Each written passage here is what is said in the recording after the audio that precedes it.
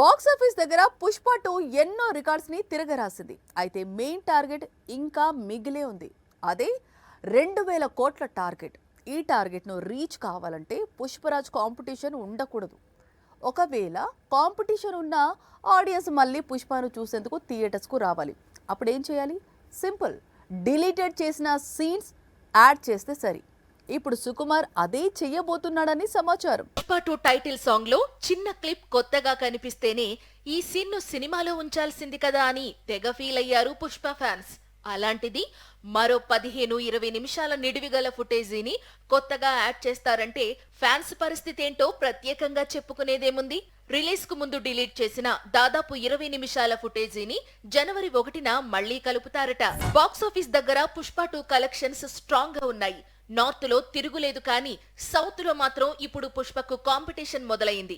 ఈ వారం మాలీవుడ్ లో రిలీజ్ అయిన మార్కో, శాండిల్వుడ్ లో విడుదలైన యుఐ, తమిళనాడులో ప్రేక్షకుల ముందుకు వచ్చిన విడుదల 2 మంచి టాక్ తెచ్చుకుని భారీ వసూళ్లను కొల్లగొడుతున్నాయి. ఈ ఎఫెక్ట్ పుష్ప 2 కలెక్షన్స్ పై పడింది. ఈ దశలో పుష్ప 2 కు డిలీటెడ్ సీన్స్ ను తిరిగి కలిపితే కలెక్షన్స్ కు తిరుగు ఉండదని చిత్ర యూనిట్ ప్లాన్ చేస్తోంది. కొత్త సీన్స్ తో కలిపితే పుష్ప 2 నిడివి 3.5 గంటలు దాటనుంది.